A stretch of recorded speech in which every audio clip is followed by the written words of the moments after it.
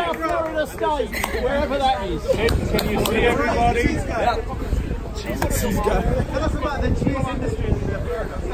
Well, actually, I came here to talk a little bit about politics, so let's get a little controversial here. Introduce yourself. My name is Peyton Schindler. I come from Michigan in the United States. I am a student at Florida State, and like the shirt that you're currently wearing says, we got a lot to talk about as far as politics goes, specifically Donald Trump. What do you think of when you hear the name Donald Trump? He's great. Great. Small ends. Small ends.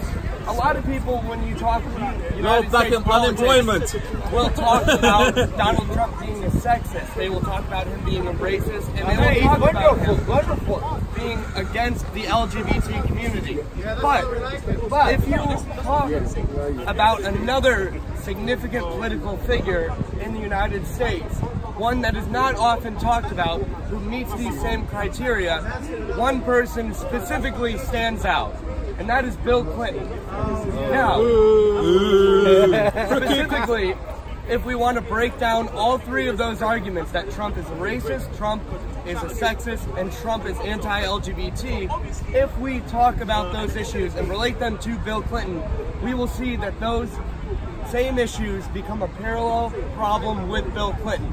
So, let's talk about sexism first. It is not at all something that's sheltered. Exactly, and that is a comment made about Monica Lewinsky. So, here's the thing with Monica Lewinsky. There was a scandal during Bill Clinton's presidency where he had affairs.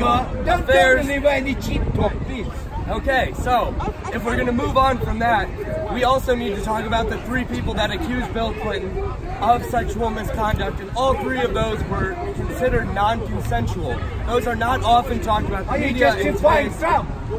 Are you justifying Trump? Trump's great. No. Trump's great. So I'm not here to argue about Trump. What I'm here today to argue is that if we are going to talk about Trump as someone who exhibits these three things, we must also address the other side of the argument. It doesn't make Trump any better just because Bill Clinton did not. the same stuff.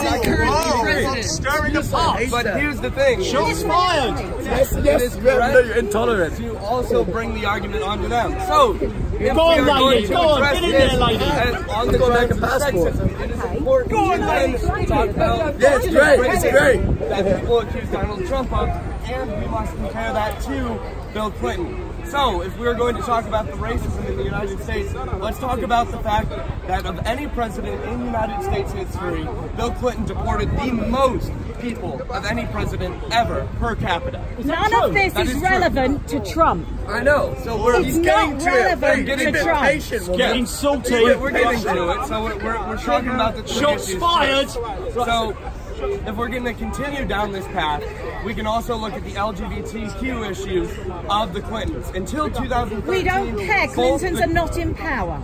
We know. But the argument what's the point of talking about it? It's history. She will be. There's a chance that Hillary Clinton, come the next 2020 election, runs again for the presidential election. Well, so, in order for us to have a constructive, you must know something really interesting, because we don't know that's going to happen. We don't know, but it's a possibility, and because of that, it's important for us to have this dialogue so that we know both sides of the conversation. And when do we get to criticize Trump for what he's done? We can, but it's also important because Trump has been in the limelight that we learn to criticize both sides and at least learn both sides of the argument. So, additionally, if we're going to look at Bill Clinton on the terms of being a racist, it is important just to address those initial points of him being a racist and the policies specifically.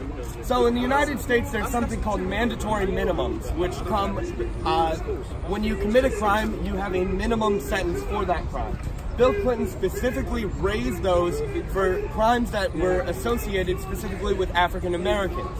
That includes and was pertaining to specifically the rise of the mandatory minimum for crack cocaine, which was administered by Ronald Reagan in that era, and we know that now. You've been paid by the Russians, but you've been paid by Putin. Oh, absolutely not, sir.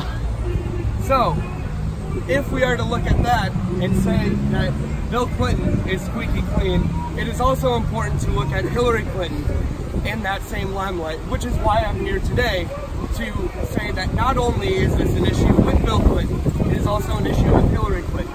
The rationality for that is she was there every step of the way and in fact defended all of his actions at some point in time. And because of that, when you are to look at a candidate like Hillary Clinton, you also need to address the things that Bill Clinton did. You can't really say that you're going to condone or say that the sons of the father affect the son. But the problem is that the son, in this case, Hillary Clinton, was willing to support her husband through this and actually condone his actions.